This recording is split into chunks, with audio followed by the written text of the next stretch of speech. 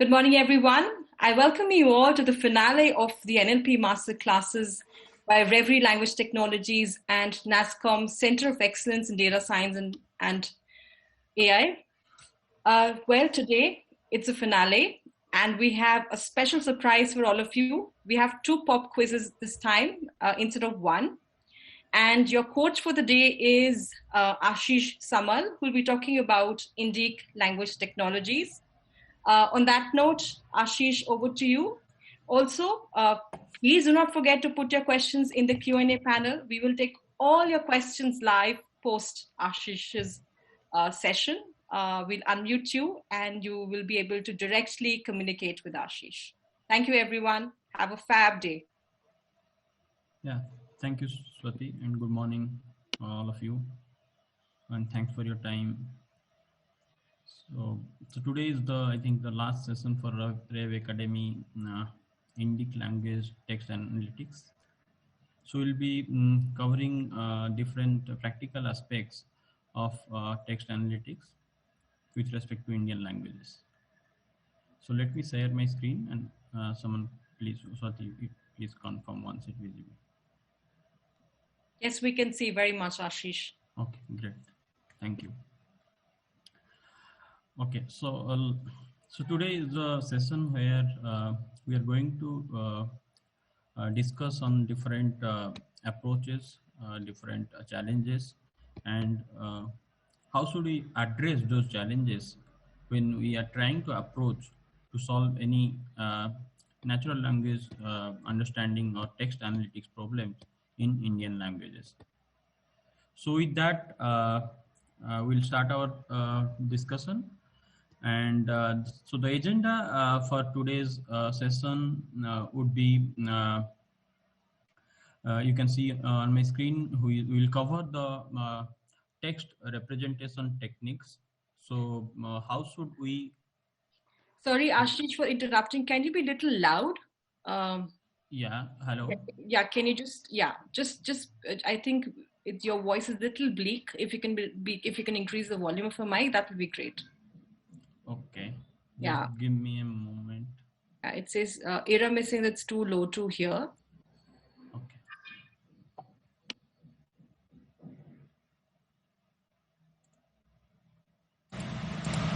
Hello, is it better now?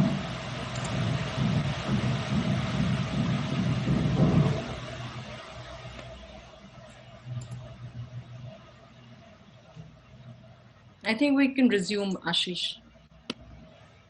Okay.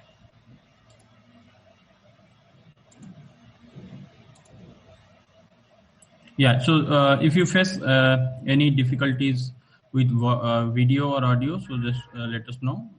We will try to address.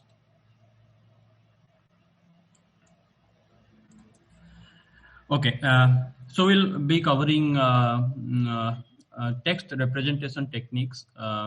We'll start with the one-hot encoding, then TF-IDF based vectors. We'll cover other parts like language modeling, which is can be approached in multiple ways. We'll cover the word embeddings or word vectors. Then we'll discuss on the state-of-the-art language models like transformer-based networks. Then we'll go to different text classification problems. How should we approach to those problems? We'll also discuss text generation techniques and what are the key points to be considered, what we experienced from our experiments with respect to Indian languages and different use cases we are trying to solve in Indian languages. So before diving deep into the discussion, we'll just take a understanding of how the current system or the state-of-the-art NLP systems has evolved over the time. So if you can see, it started with in 2001 when the neural language model specifically for text analytics or text processing has been developed. So that was developed by Yoshua Bengio. It's a simple feed-forward neural network was developed to start with the different NLP tasks. And over the last almost 2 decades, it has been improved a lot, and it has reached many in many use cases. It has reached a near human level performance, but still a lot to improve in different scenarios. And this diagram gives a depiction of how at what stage or what time we have developed different techniques or algorithms in NLP. So we started with neural language models, then we moved to multitask learning, which is nothing but in a single network, we'll try to solve multiple tasks. So that is called as multitask learning. Then we have developed word embedding. So word embedding is one of the very fundamental representation of text that is being developed. Then we have seen the development happened in neural networks for NLP. So that is where the key changes happened in NLP paradigm, where neural networks being adopted widely in NLP problem solving. So in 2014, the interesting moment arrived when sequence-to-sequence models. So sequence-to-sequence models, when I say it represents the recurrent neural networks, has come into picture to solve different NLP tasks. So recurrent neural network has different variants like LSTM or GRU.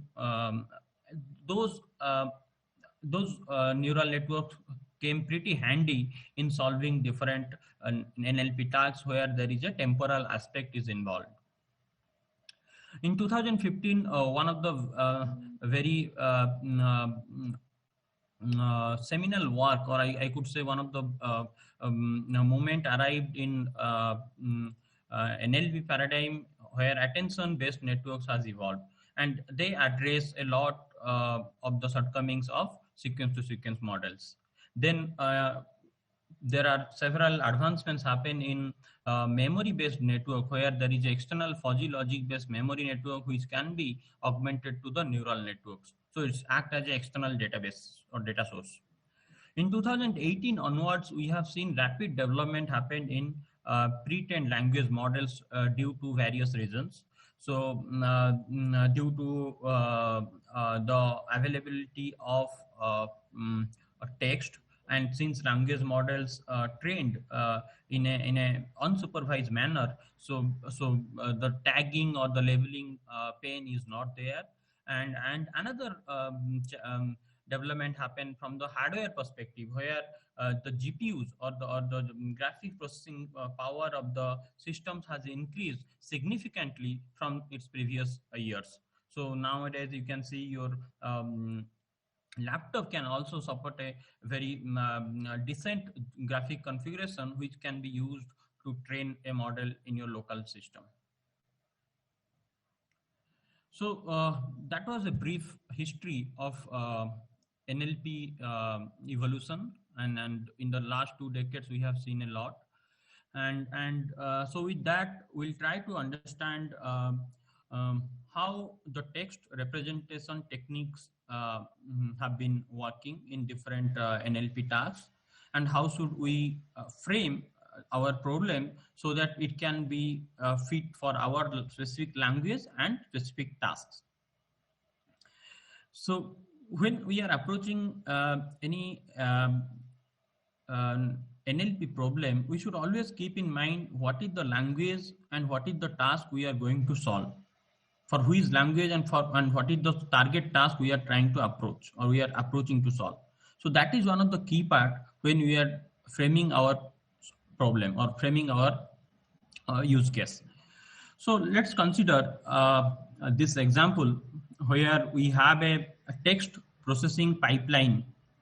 This is a very conventional text processing pipeline we use to deploy for different NLP tasks, and more or less it remains same, the individual blocks, but the internal techniques may vary based on your use case, your language, in that manner. So corpus is nothing but a large amount of text is known as corpus. And once you have the corpus, you have to pass it through different phases of NLP's life cycle to get it ready for a machine learnable format, or a system can interpret that particular representation for the algorithm computation. So now let's first focus on the step one, which is the pre-processing part. So pre-processing part is one of the very fast step of any text processing pipeline. And here you can see majorly we can break the pre-processing part or task to three chunks. One is splitting, noise removal, and normalization. So splitting here refers to how are you going to split your corpus. So that means what is your use case? Are you going to handle or feed each sentence or each paragraph or a complete set of paragraphs? So based on that, you have to devise your splitting techniques.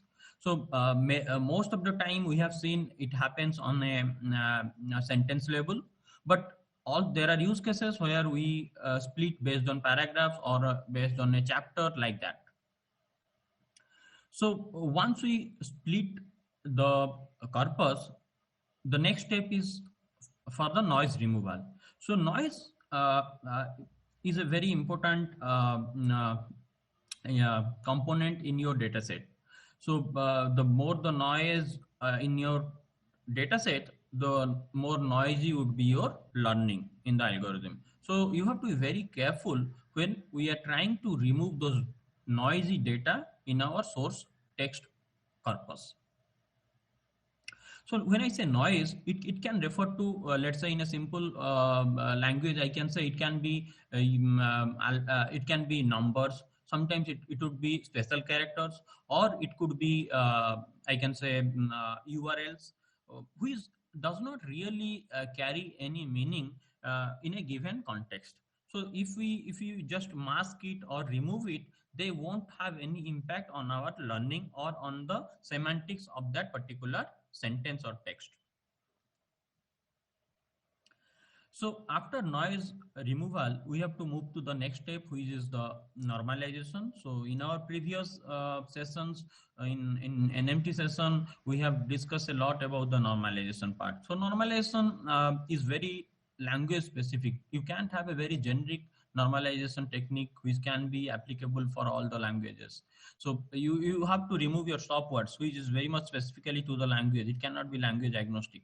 You have to have a stemming and lemmatization, which is going to be a language specific. So we have to consider those parts when we are doing the normalization. So once our data is normalized, now we are ready to do the tokenization. So tokenization is a process by which we try to extract the smallest units of that particular text corpus. So when I say the smallest unit, it can be, I can say it can be the words or it can be subwords. So that is the smallest unit which would be represented in the ML algorithms. So the very simplest form of tokenization is the white space tokenizer. That means we need to just split the sentence by white space. That means the smallest unit would become words. So, but it has its own limitation and challenges when you do the tokenization based on words, because there are challenges like out of vocab, there would be an increase in number of vocabs. So there are a few other tokenizations which we, I think, discussed in the last sessions, like word piece tokenizer or byte pair encoding, or word piece sentence piece tokenizer, which has a more frequency based and statistically driven tokenization, which has done a better job than white space tokenization. So once we have the tokenized sentence or corpus, we need to assign a unique ID, integer ID, to those tokens so that we can identify them uniquely. So that means once the input text is tokenized, that will get represented by a set of unique integer IDs, which represents those individual tokens that could be word or subwords. So that input being transformed to different formats, which we will learn in the subsequent slides. So they can be represented using one-hot encoding. They can be represented using a TF-IDF based vectors or word embeddings. So word embedding has multiple ways to form the embeddings or word vectors. So with this, a very conventional text representation techniques we have covered. And like I mentioned, you have to be careful when you are trying to do the normalization or tokenization, which is very much language specific. So that part we need to consider when dealing with Indian languages especially. Okay. So we are moving to the next slide. Here we are going to discuss on the one-hot encoding. So one-hot encoding is I think, the most fundamental way to represent the text. So that means here I have given one example in Odia language. So there are two sentences, let's say S1 and S2. I have also given the translation in case, yeah, I know not all are very comfortable in Odia. So you can relate to the translation. So in these two sentences, that means these two sentences frame or form our corpus. Now, once we have the corpus, we'll try to get the vocabs out of those corpus. Now you can see, now these two becomes the corpus, these two sentences. Now we'll try to get the vocabs out of this corpus.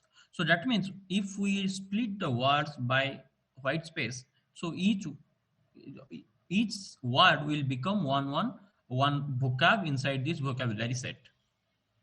So we'll assign a unique ID 0, 1, 2 for each individual words in this particular corpus. So this become a corpus tokenized and mapped with a unique token ID. The process we explained before. Now, once we have this mapping available after the tokenization, we can now frame the one-hot encoding.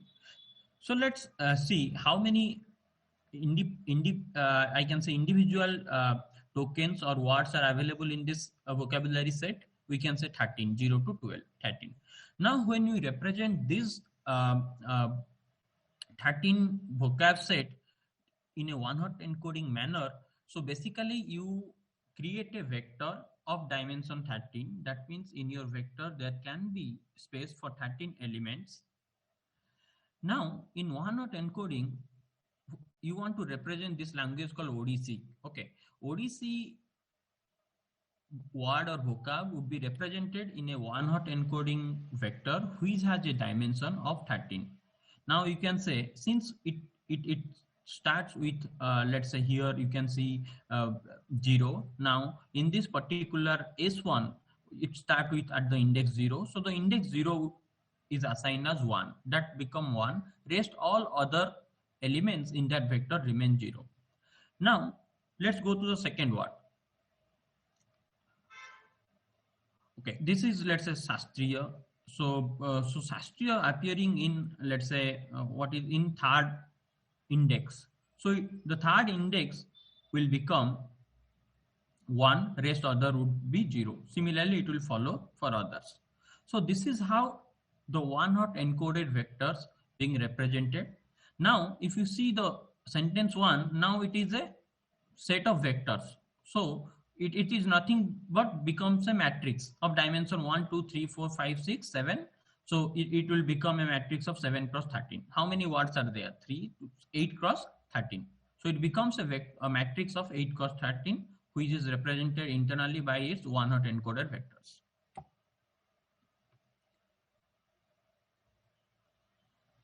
Okay, for I think I have given another example. You can relate very easily from this, if not from the previous one. Uh, uh, Here also we have two sentences. One is sentence one, which is this is sentence one. Second one is now here is our sentence number two.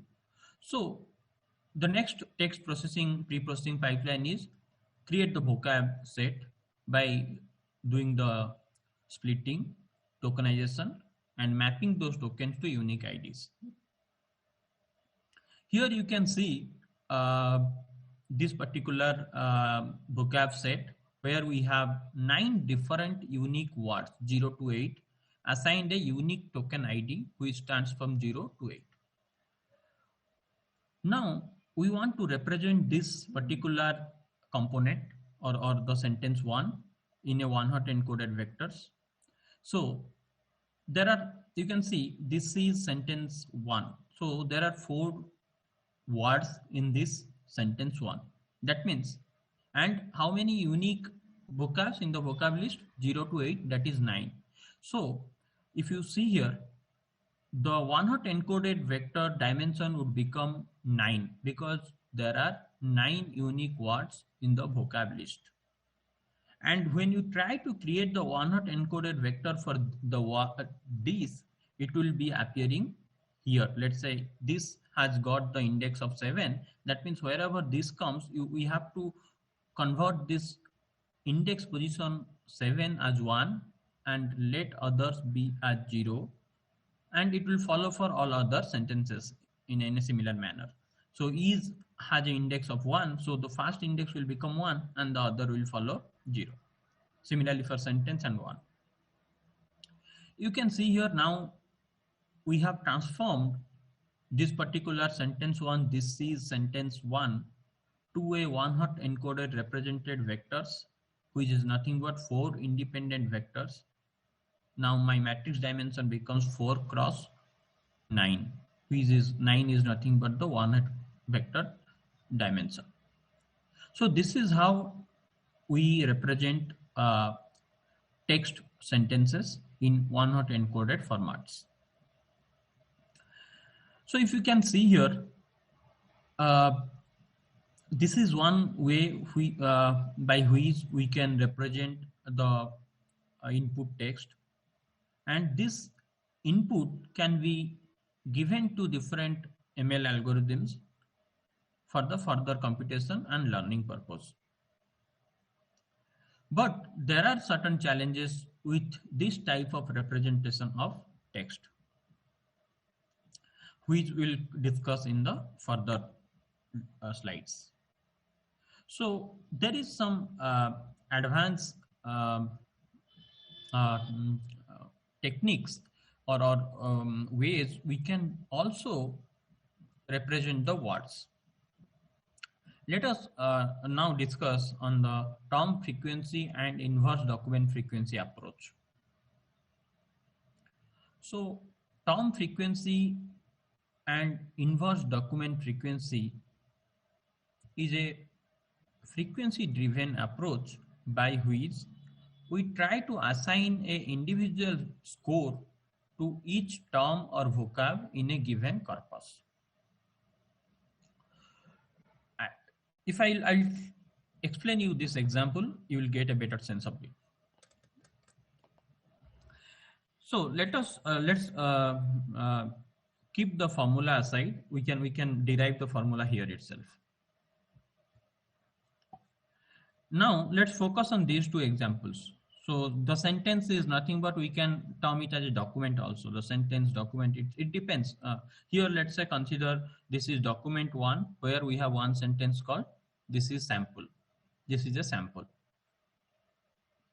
Now in document 2 we have another sentence called this is another example here. Now let us first go to document 1. So this becomes our corpus. Document 1 and document 2 both comprises our corpus, and in document 2 we have one sentence called this is a sample, and document 2 we have another sample called this is another example here. Let's focus on this left side where I am hovering my mouse, you can see the term frequency for the word this in document D1 in first one is 1/4. So how it got calculated 1/4? So in document 1, there are 4 appearance or 4 words available. And the word this appear once in document 1. So that means it's just a frequency. That means the word these appear in document 1 time out of 4 different words. So that's why it assigned a score of 0.25, which is known as term frequency. Now let's move to the term frequency of word these in document D2. You can easily calculate. So here there are 1, 2, 3, 4, 5 words here, and the word this appear only once, so it becomes 1/5, which is nothing but 0.2. Now let's go and calculate the inverse document frequency of the word this. So inverse document frequency is nothing but it. Keep the log aside. We'll first discuss the simple inverse document frequency, then we'll go to the logarithmic part. So inverse document frequency, it is nothing but the word this appear in how many document. So that means in total we have 2 documents, D1 and D2, and in both cases the word this appears. Not how many times, I'm saying how many documents it appear. So there are 2 documents, in both documents this appear. That's why we have 2. So this logarithmic value we are giving just to scale down the score here. There is no other reason for the logarithmic here.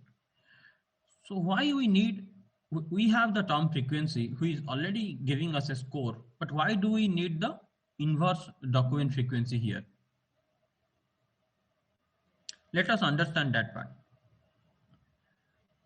So if you see the word this got a score of 0.25 from the term frequency, and the inverse document frequency, it got a score of 0.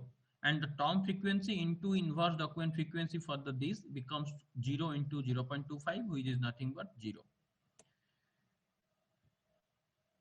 Now consider another example. The word example in D1, it didn't appear, so it is 0/4 equal to 0. In document D2, it appeared once, so 1/5, it becomes 0.2.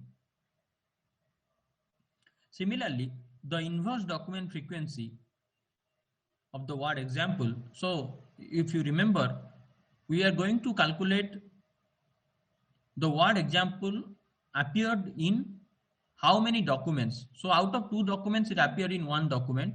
That's why it becomes log 2/1. So which is nothing but 0.301.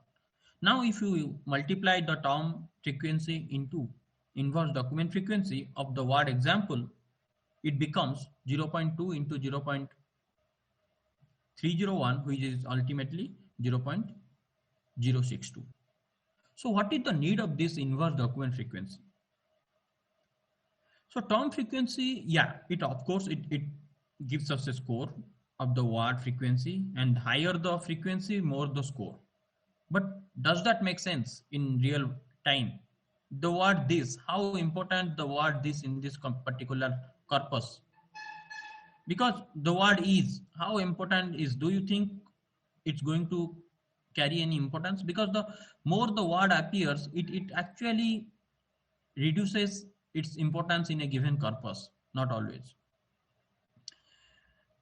Now, the word example has very low frequency here, which might have some significance in this case. That's why if you see, it is penalize the word this using inverse document frequency, but the penalization of the word example is low compared to the word this because of this frequency. So the term frequency and inverse document frequency combiningly gets a balanced score for each term in a given corpus. Now you can assign individual score to each term, and this particular document 1 can be represented by a vector with their respective scores for each of the word, term frequency and inverse document frequency. Now let's understand what are the advantages and disadvantages of both one-hot encoding and term frequency and inverse document frequency. So if you see here, term frequency, yeah, of course, it has better understanding or better representation of a word based on its frequency in a given corpus, which is not the case of one-hot encoding. The limitation of one-hot encodings are, if you see from our previous example, as the vocab increases, the vector dimension also increases. So that is one of the biggest challenge. So it increases linearly with the vocab size. And what happens after that? As the matrix dimension increases and you see it does one-hot encoding, that means only in one element would be of value 1, rest all elements would be of value zeros, which ultimately forms a sparse matrix. And you know sparse matrices are very notorious for computation as well as for time complexity wise as well as for the memory or space complexity wise. How? Because if you go with, let's say, any I would say ML framework like PyTorch or TensorFlow or any other, they by default store the matrix in a floating point 32 format. And you are assigning a sparse matrix to FP32, which is not the ideal case because only 1 bit and 31 bits in most of the time remains unused. That is one of the reasons. And when you do the further computation, since it's a sparse matrix, it will continuously, if you do the multiplication, it will keep on generating similar values. And intermediate matrices will also become the sparse, which is difficult to store and compute also. So that is one of the major disadvantages, and it does not really carry any semantic representation of the word in a given corpus. It just represents by a vector which is giving a importance to a particular position in a given corpus. Term frequency and inverse document frequency is a very frequency driven approach, which try to see the occurrences of those terms in a given document in a given corpus and similarly calculate the inverse document frequency for that term in a given document and corpus. It produces a better score than one-hot encoding, no doubt on that, but it also does not carry any semantic representation of that word in a given context. So those are the major challenges when we represent the input text using one-hot encoding and term TF-IDF. So there are ways to address these shortcomings, which we will be discussing in the next slides. Yeah, so Swati, we can. Yes, I think Ashish, we definitely need a water break. So I think we can have our first pop-up quiz. Robin, are we up with that? Great. Everyone, you have 10 minutes to accomplish this quiz. And of course, your time has already started. The clock is ticking. So wear your thinking caps, all of you.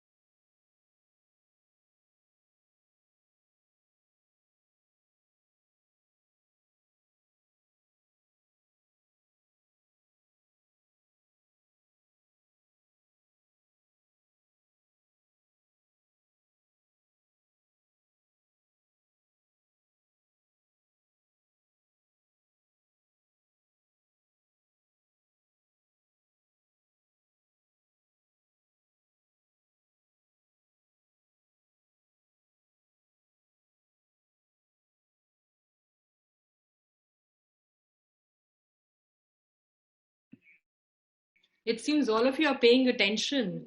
Great to see so many responses coming in.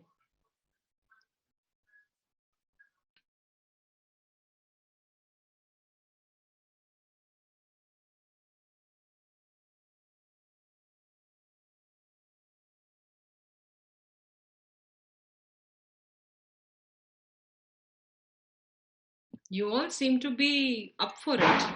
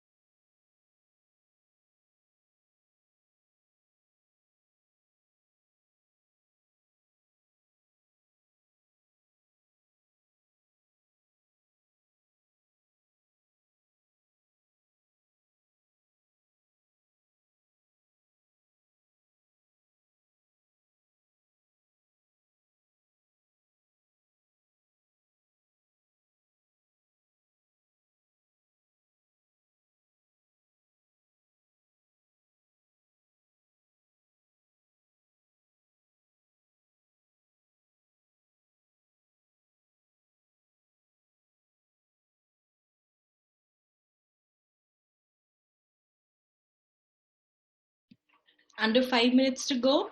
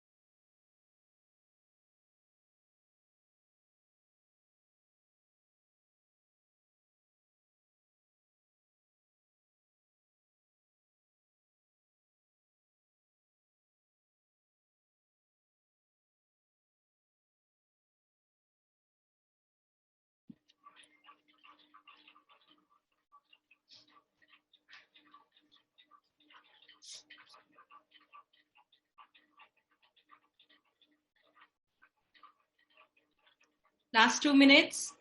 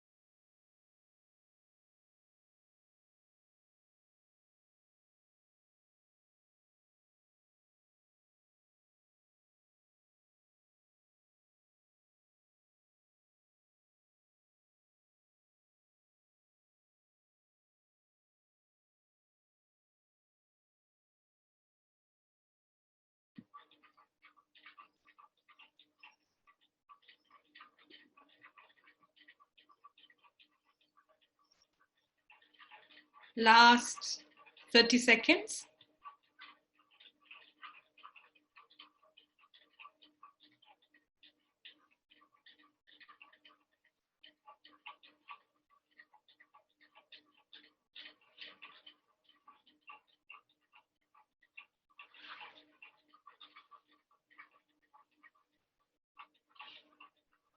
Ashish, hope you're ready. Yeah, we can. Great.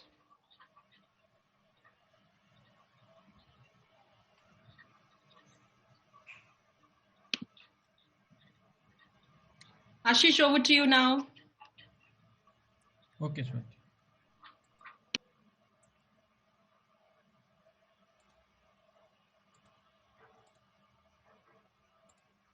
Yeah. So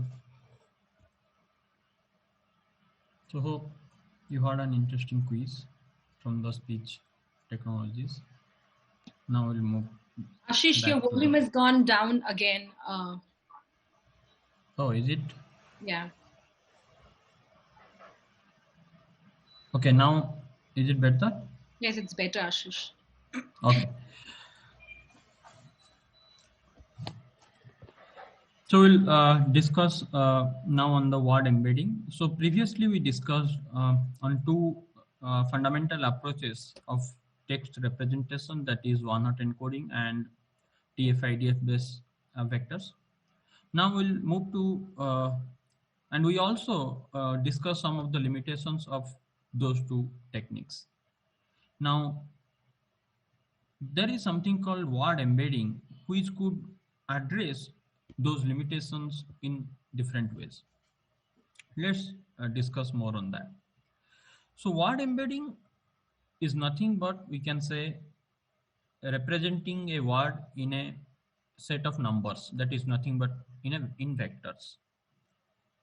So here, like we did earlier, one-hot encoding, we are giving one or zeros to in each word in a given corpus. But here, it will be learning those representations in a given text corpus.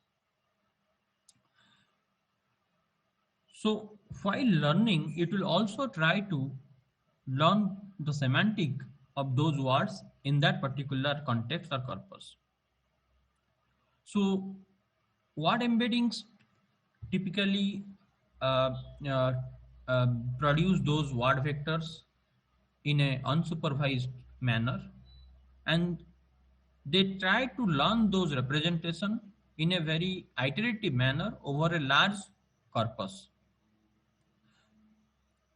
So if the corpus is large and diverse, then in those cases the learning would be diverse and it can be generalized. So there are two widely used algorithms to learn the word representation using word embedding. So they are known as CBOW and skipgram approach. CBOW is continuous bag of words. We'll discuss in next slides. Similarly, skipgram is another way to learn those word representations using word embedding. So they both have their own advantage as well as disadvantages. It has been observed CBOW trains a bit faster than skipgram, and the accuracy level we can also say little better for the words with less frequency. Similarly, skipgram model works well when we have a smaller training set, but it could also capture those rare words pretty much in different context. Now let us try to understand the internal learning approach of CBOW, which is also known as continuous bag of words. Its acronym is CBOW. So now, if we have a sentence, let's say this particular sentence in bold letter, the quick brown fox jumps over the lazy dog. How does CBOW learn from this particular context or sentence? So the approach CBOW takes, or continuous bag of word takes, by breaking this sentence to word pairs, which is nothing but known as context window and target word. So in this particular example, the quick brown fox jumps over the lazy dog. We'll try to learn the word embedding for the, let's say for the word brown. If you see here, we have two parameters to learn. One is context window, another one is target word. In context window, we define a window, that means how many surrounding words we are going to consider while learning the target word. In this example, if you see, the word brown is the target word, and if our context window length is of size 2, then for brown, we'll take one right and one left. That means the window length of size 2. We get the word quick and fox. Similarly, we'll get for the word quick, we'll get the word the and brown. And for the word lazy, we got the and dog in this particular context. Now these particular words being again represented using a one-hot encoder vectors and feed to the neural network algorithms here.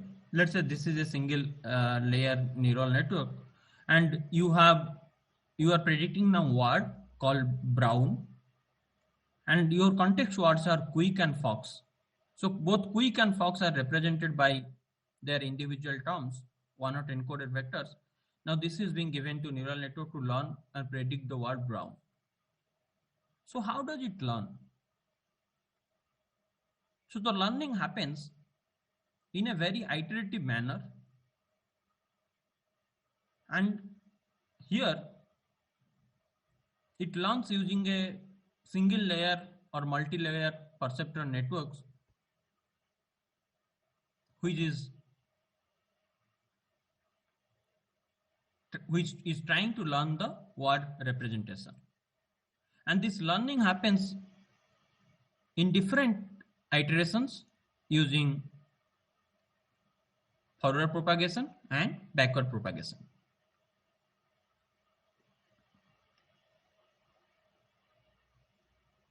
Now let's move to another approach called skipgram approach. Okay. Any questions? Okay. So there is a question from Sumit Ashish. So he's requesting that how does double preposition work when we use target word? How does?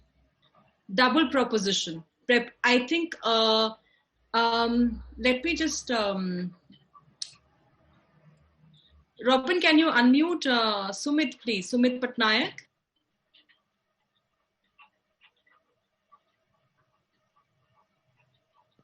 Yes, I did. Sumit, please ask your question. Sir, how does the double proposition work, sir? Means if there is a saying that there is no education in education, I will find out the target word. There is no Education in our education system. Okay. So you are saying there is no education in our education system. So how should we manage such context, right? Yes, sir. Yeah, that's a very good question. We have 2 more slides to discuss on that, such instances. Okay, sir. Just wait for 2 more slides. We'll cover that part. And in fact, that is one of the disadvantages of this word embedding CBOW and skipgram approach. Here, I'll come to that. Probably I won't digress for now. We will discuss then.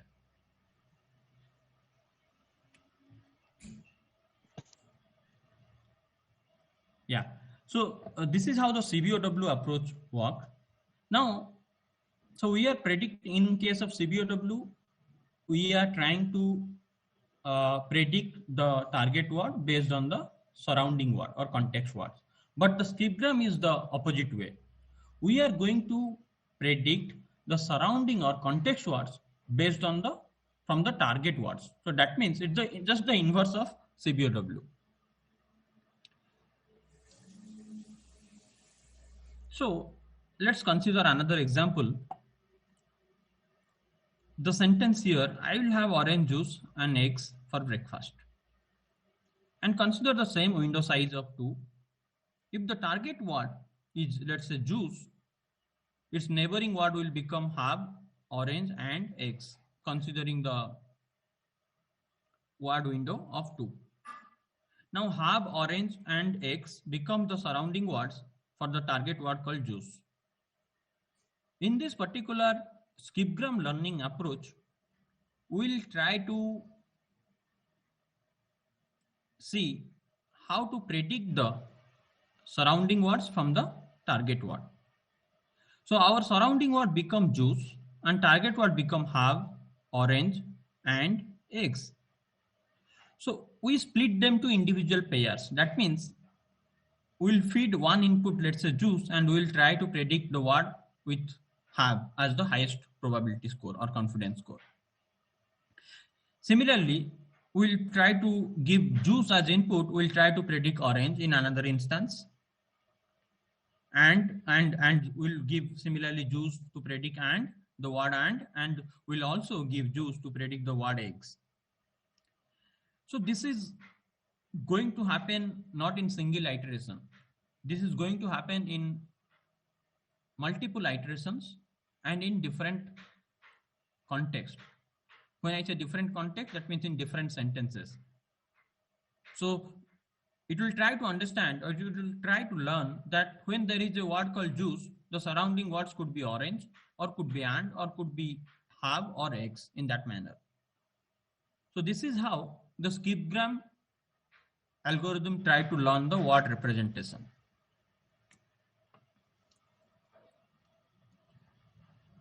Now let's go to the challenges of skipgram and CBOW. So if you see here, the word embeddings are better when it comes to the semantics compared to TF-IDF and one-hot encoding, which does not carry any semantic information. But there are challenges to these word embeddings which has learned using CBOW or skipgram approach. First challenge is they always form a static embedding. That means, like the example Sumit gave, there is no education in education system. So the word education in this context might have two different meaning. So that is called as polysemy natures of vocabs, which is very much common in different languages. You will find vocabs which can carry multiple meanings in multiple contexts or sentences.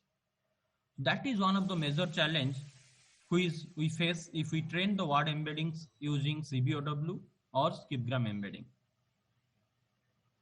So another issue is out of vocabulary issues. So that is more into the tokenization, because the skipgram and CBOW conventionally does the tokenization using white space tokenizer.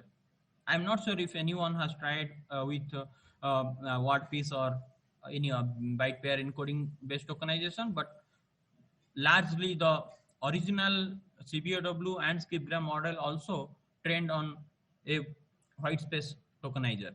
That means it tried to learn the only tokenized based on words, which is the reason why if the word appear in different spellings, or there is or let's say the word is not available in that corpus, then when such cases come, we don't get any embedding. We have to go with some default 0 embedding or like that. That is another challenge with this existing CBOW and skipgram approach. So with that, we'll discuss on the contextual embedding, which are going to handle the above discussed points like the polysemy nature of words, the static embeddings, and the out of vocabulary issues. So the contextual embeddings are created dynamically based on the position and surrounding words. That's why they don't always have that means you learn the embedding for the words and the vectors or word vectors are stored in a matrix. That is not the case for the contextual embeddings. So contextual embeddings will dynamically, that means in the runtime itself, it will try to get the embeddings based on the position of the word and the surrounding context of those words in a given context.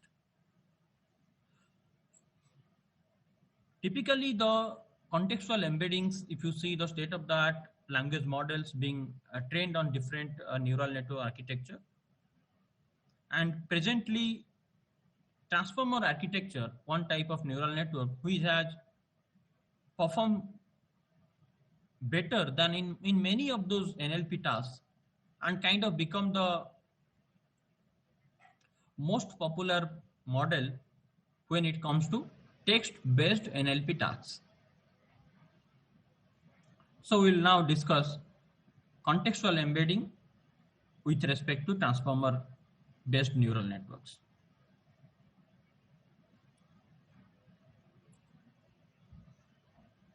So, like I mentioned, the polysemy nature of the words. Let me explain a bit more on the polysemy nature of the words. What does it mean and how does it impact the learning? So polysemy refers to the phenomenon that a word can have more than one meaning in multiple contexts. But the word embedding we discussed previously, CBOW or skipgram, they don't really address this issue or this particular characters of the word, that is the polysemy characters. That is why contextual word vectors are preferable in such scenarios. Here I have tried to consider few examples from Hindi and one from Kannada. The first one you can see is from Kannada, where the word called Hathi carries two meanings in two different contexts. You can go through, if you don't know Kannada, you can check the translation and transliteration also. Those two sentences are completely different. and but the word remains same. Let's say in this case hathi. Similarly, in the next two examples, you can see मेरे loan का interest कम हो गया, मुझे loan लेने का कोई का interest नहीं है. So in this context, you can see the word interest has been used in two different contexts, but with two different meanings. That's what I'm trying to highlight. So this is what I'm referring the polysemy nature of the words. And it appears in all the languages, be it Hindi, Kannada, Odia, or English also. Similarly, the last example, what I tried to highlight the word earth. So earth means it can be the finance part, finance context, or the earth means meaning, literally its meaning. So like the first example we have given, relate the earth vyavastha, which means the financial system. The second example, which means it directly refer to earth. जीत का अर्थ means the Hilari की जीत का अर्थ Obama के 4 और साल होंगे. That means the victory of Hilari means Obama would get another 4 years. So that's what literally translate to, more or less.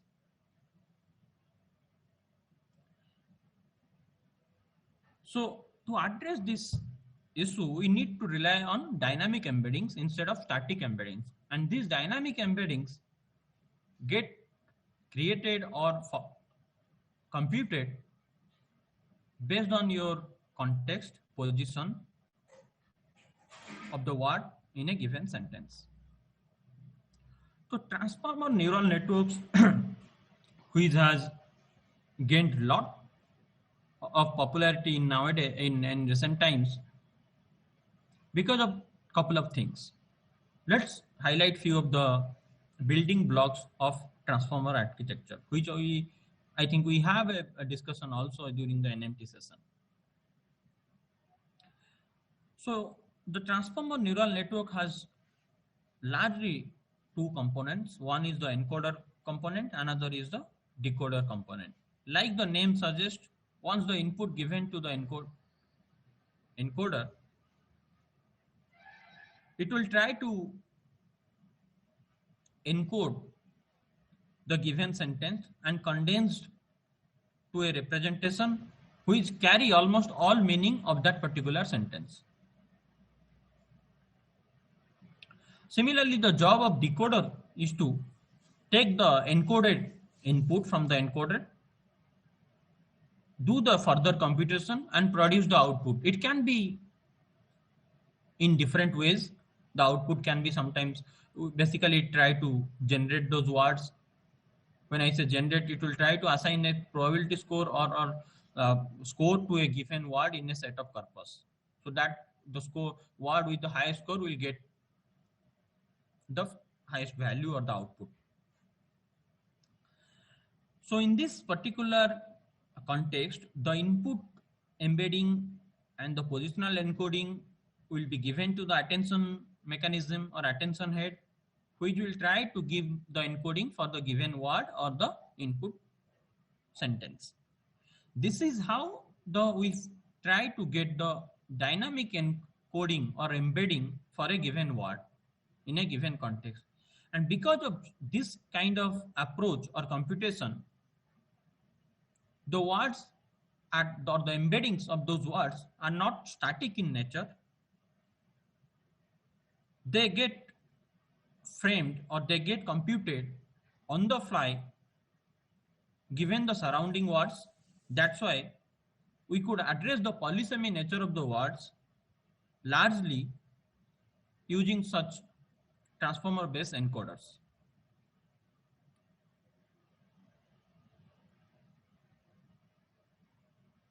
Now let's understand how does it work. Basically, like I mentioned, so it has a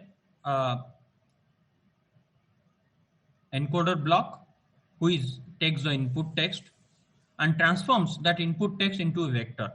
So this sentence can be represented to a vector And each word also can have its own representation in a vector.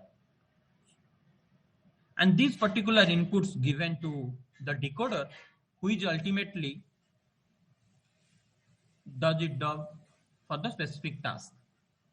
So in this particular example, it is trying to translate the English sentence to Hindi sentence. So source is English sentence and the target is Hindi sentence. So India is a democratic country which is getting encoded, then give passed to decoder, and decoder try to process the encoded information and predicts the words for those particular translated output. There are several advancements happen with on top of a transformer architecture, which could be seen in these particular examples. There are a couple of examples I have tried to highlight here. One is BERT, which is bidirectional encoder representation from transformers, which is largely used for different contextual embeddings.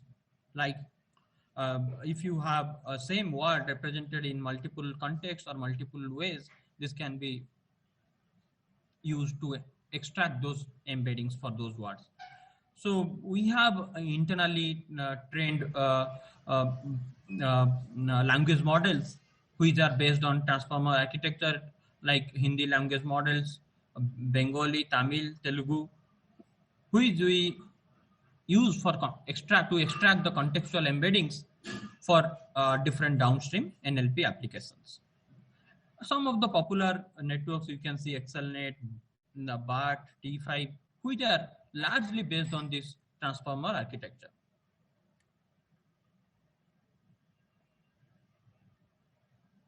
Okay. So with this, we'll go to the next topic of discussion, which is text classification. So till now, we discussed how to represent those words or sentences in a given context. So we started with one-hot encoding.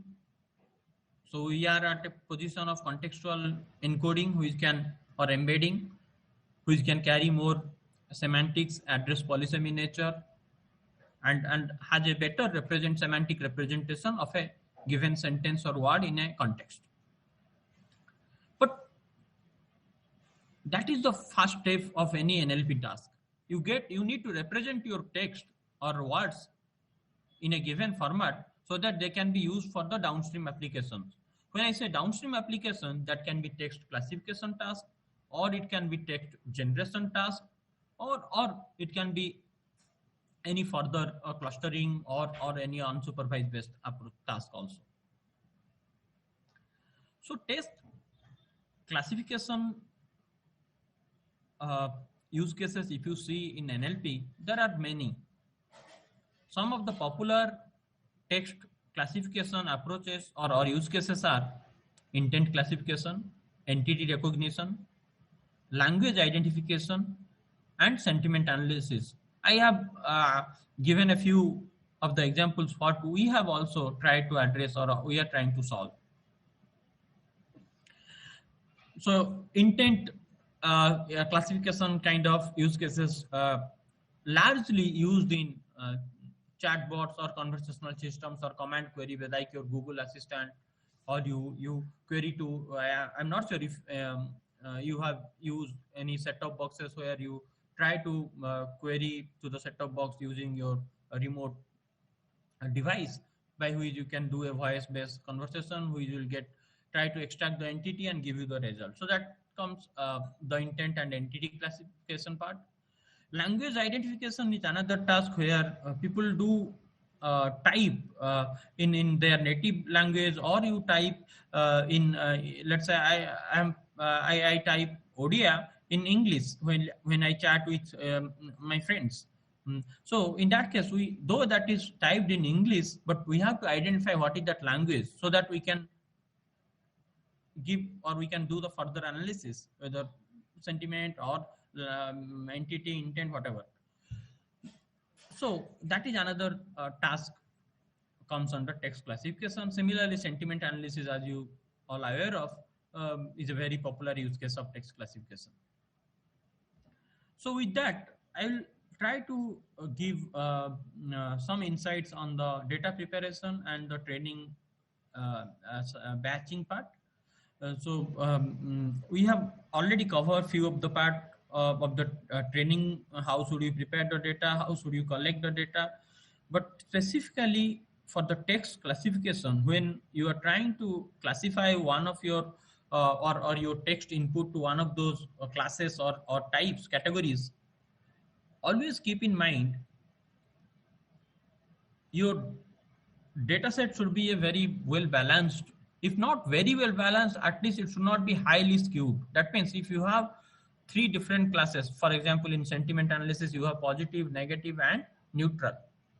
You should not, your data set distribution should be uniform. Uniform in a way means it should be, let's say 30, 30, 40, or in that proportion. It should not be, let's say 10, 10, 80. So that causes a lot of data imbalance and your learning gets skewed and overfitted to a particular dominating class while you do the text classification.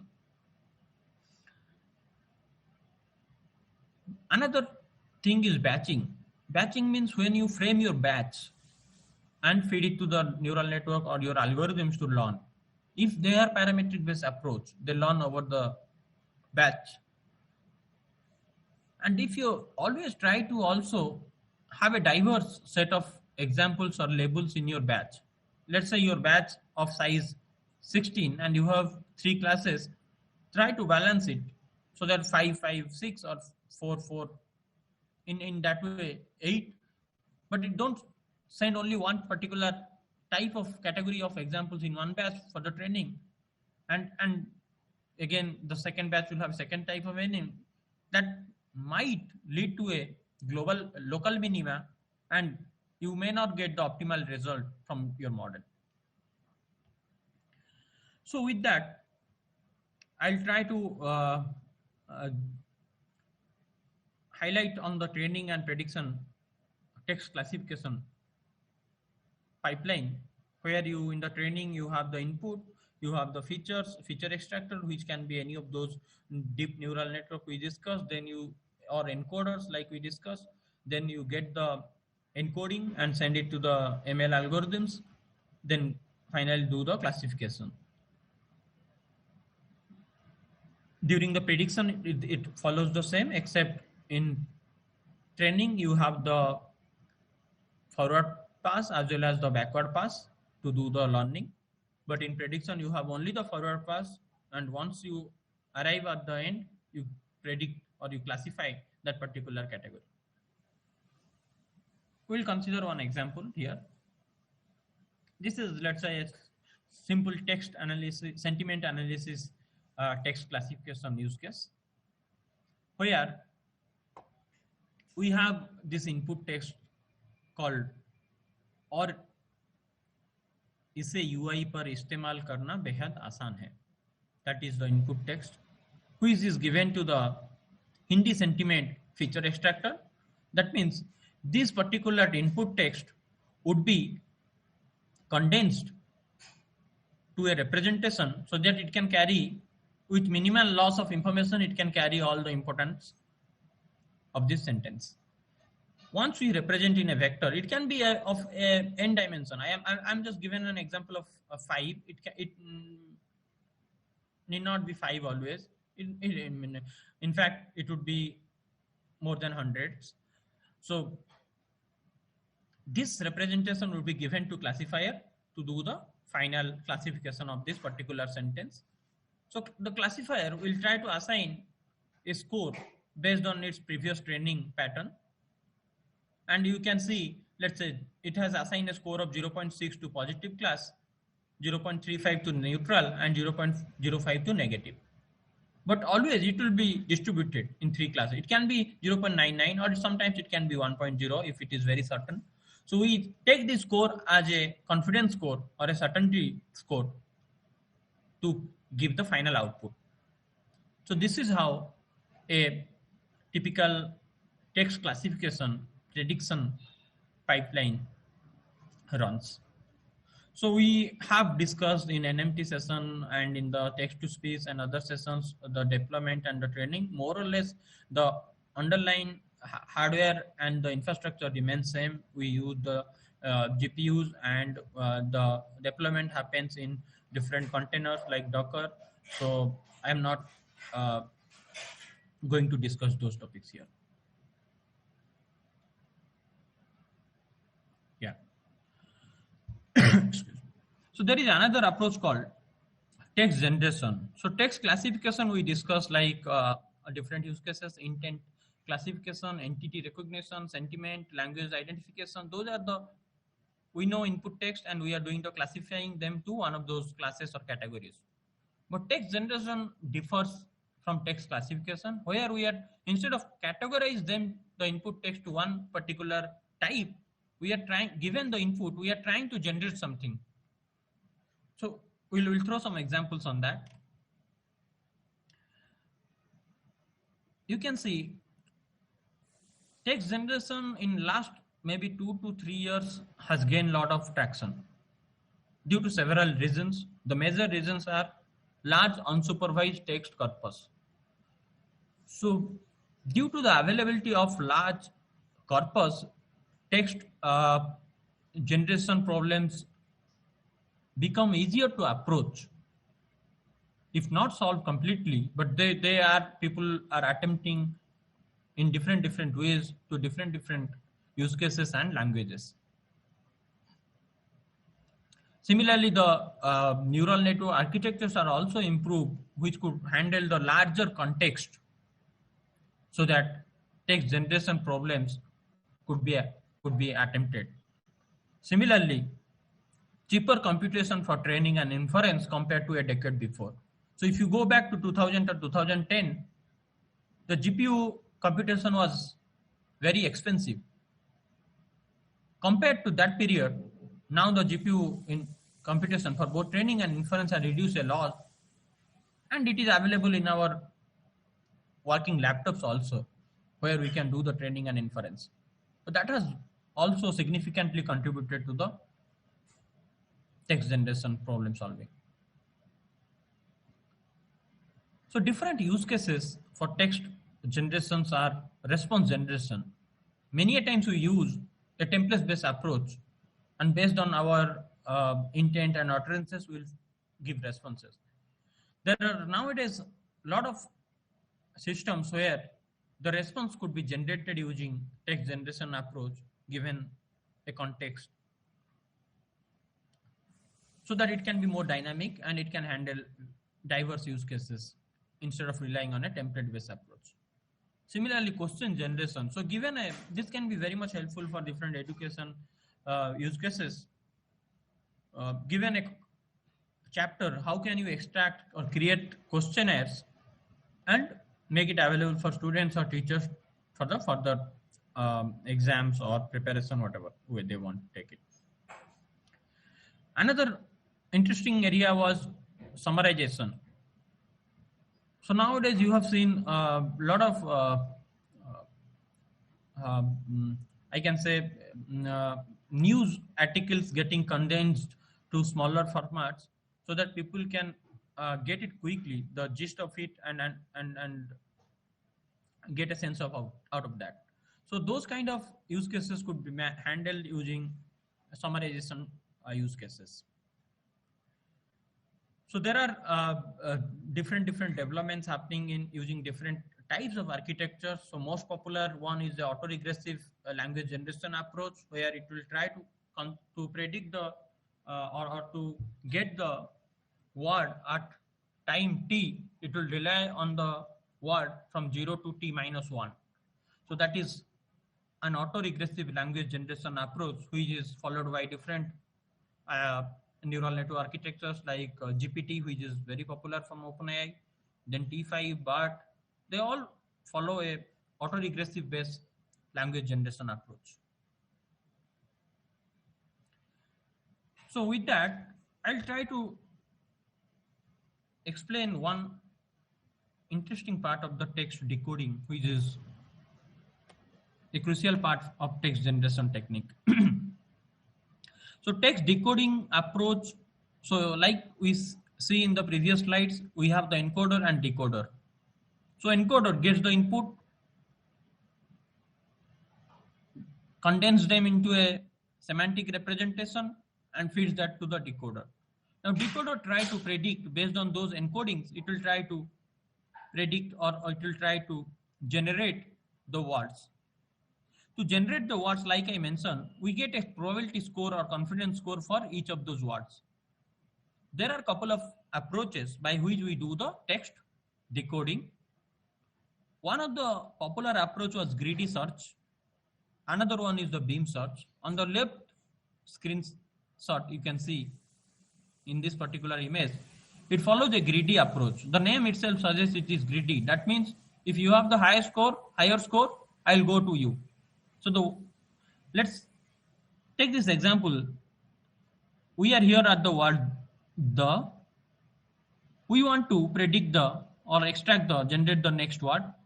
So the next word, if you can see in our vocab, we got, let's say here in 3 words, we got score dog with 0.4, nice with 0.5, car with 0.1.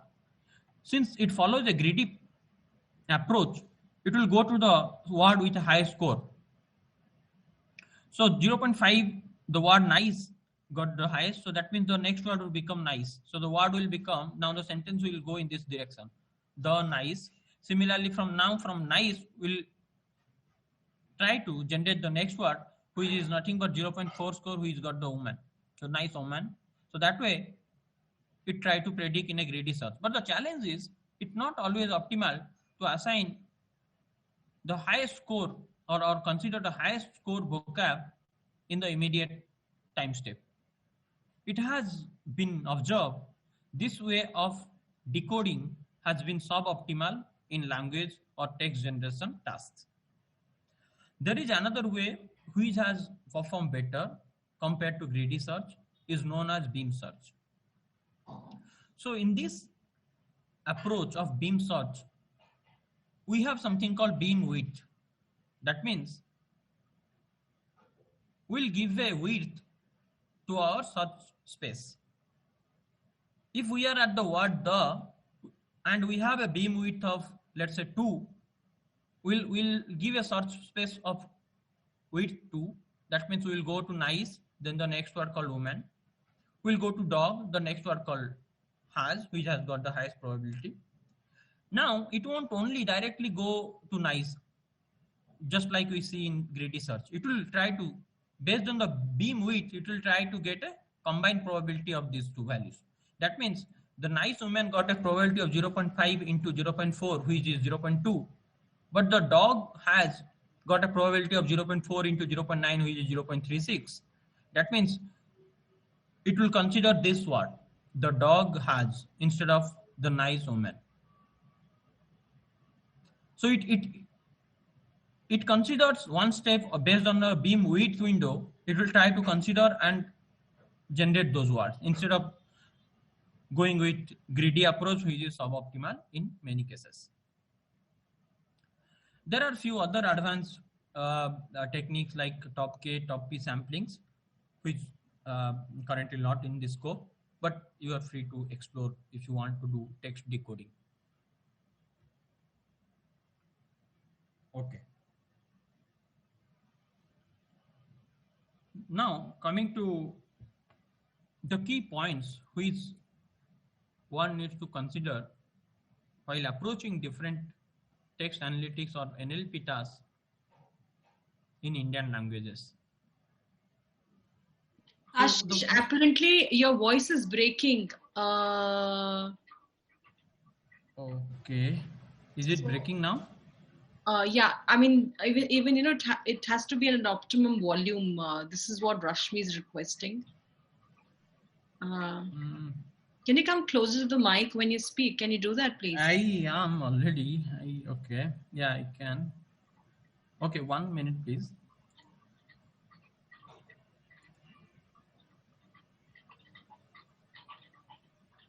Vishwanath Naidu, can you please put your question in the Q&A panel, not on the chat, please? Or I can paste it for you in the chat. in the Q&A panel. I'm unable to do that. Vishwanathan, please, yeah, I'm unable to paste it, Vishwanath. Please, can you just paste it on the Q&A panel, please?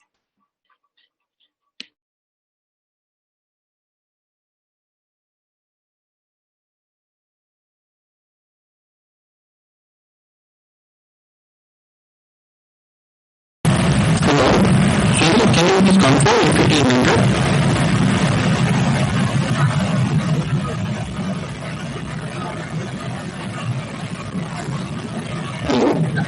There seems to be a blast, Ashish.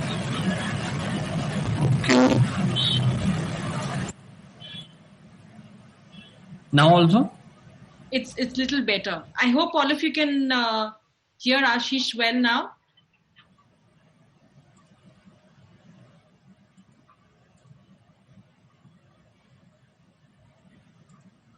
Ashish, please continue. Please continue. Yes. Okay. Good. Yeah. Rashmi, what about you? Are you able to hear him?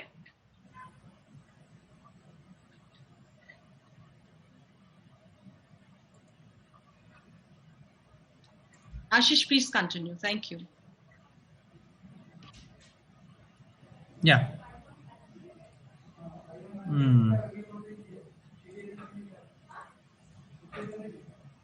Okay. Because I don't get a clue when it breaks, or that may be the challenge. Okay. So here you can see the pre-processing step includes stop word removal, stemming, lemmatization, which is very much specific for the language. So you have to consider the language specific stop word removal when you are doing the stemming and lemmatization. It should be very much specific to language. And the second part is the tokenization part. When the tokenization, it should be a lossless tokenization. That means in Indian language, we do have matras and other thing when you do the frame the words. And make sure when you do the tokenization and detokenize, they are intact. There is no loss in those form. Similarly, transfer learning, which is another important part of NLP applications, it has been observed in monolingual setup. If you do the transfer learning in a downstream applications, that works better than in a typical multilingual models. Similarly, when we domain adaptiveness, also another key technique we need to follow when we do the task specific fine tuning. That means there are a lot of publicly available language models available, which are very generic in nature. Let's say you want to train something for legal or healthcare domain, then it's a good practice to fine tune the pre-training part with your domain dataset, then perform the task specific learning, which can converge faster and the performance could be also improved compared to non-domain adaptive training. Another important part is the languages which share some morphological features. They converge faster in a multilingual setup compared to non-morphologically shared languages.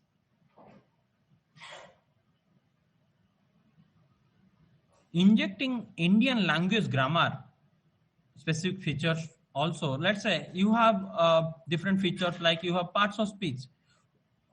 You can try to use those information as a feature when you are doing any task specific text classification or text analytics.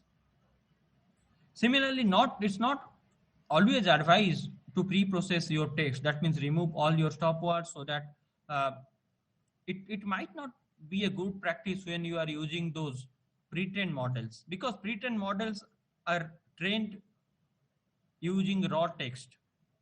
If you use, let's say, the prepositions, or let's say the auxiliary verbs, when you typically do using stop word removal or any frequent word removal, what happens? They sometimes lose the context. So it's not always advisable when you are using a pre-trained language model like BOT or ILMO or something, completely pre-process the input text because they are trained on a raw text. So it's better to process using raw text itself. Okay. So with that, we'll discuss on some of the use cases we have been trying to solve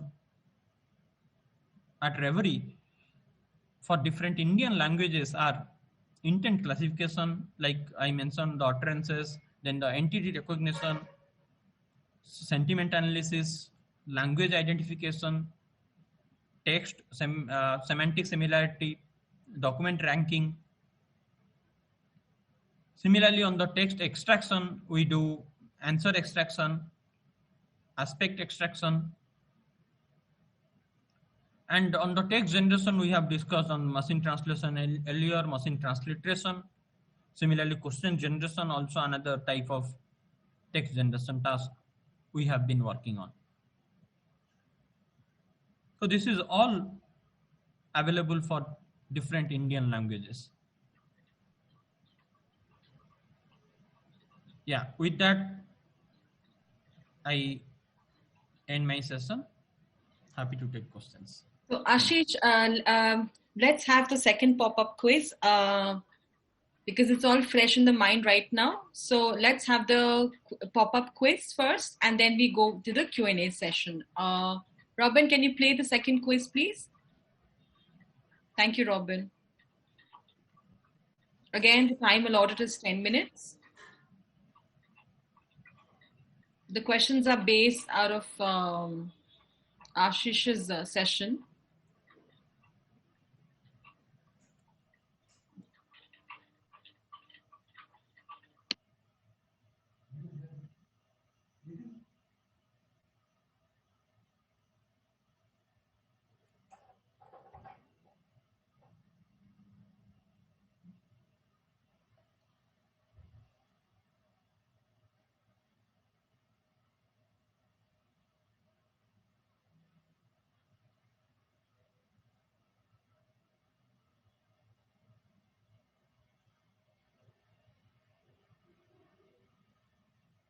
All right, I see responses coming in.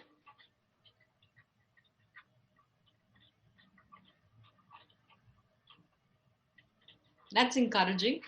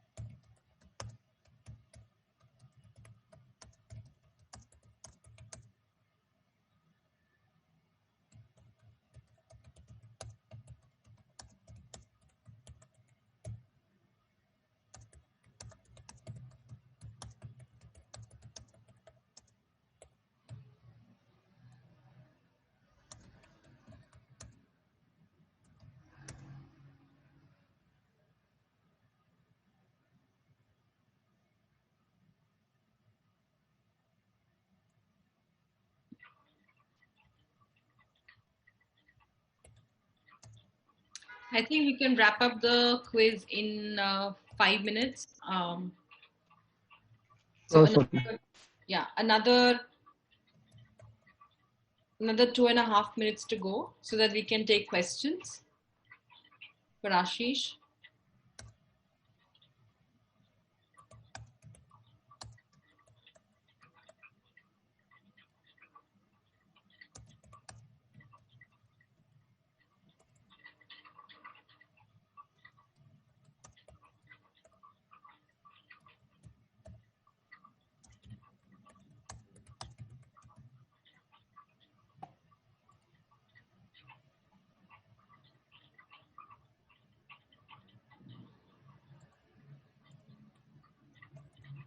Another minute and a half to go.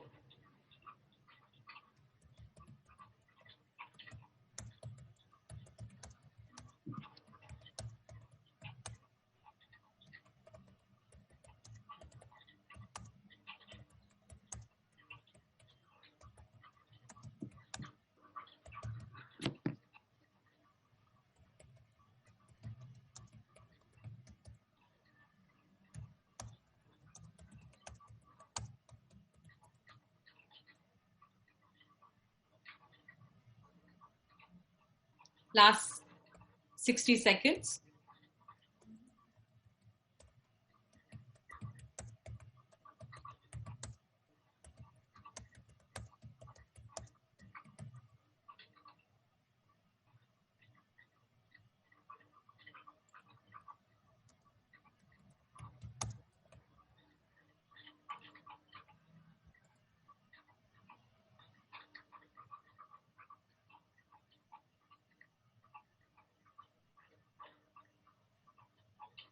Last 30 to go.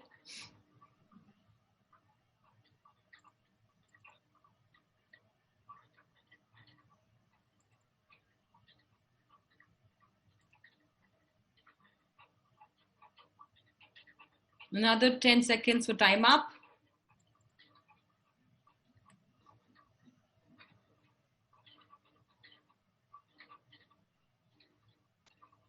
And we ended the poll. Okay, so there are no open questions. Okay, Ashish, you typed the answers. Okay. Yeah. Juhi, are you happy with the response, or would you like to connect with Ashish now? Yes, thank you, Ashish. I got the response. Okay. What about Vishwanath Naidu?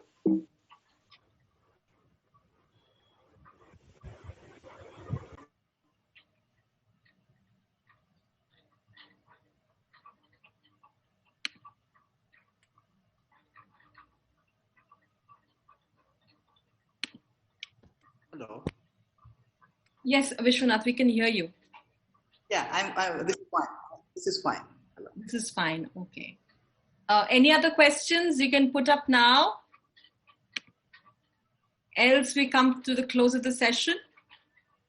For any queries, please do reach out to us. I will just put my email on the chat panel again. I've been doing it for all the sessions. Any questions, any reruns, please do write to us. And also the video recording of the session will be available on NASSCOM's Center of Excellence's YouTube channel and also on our social media handles. So you can definitely grab a copy from there. And we would look forward to your questions. I see another question which has popped up.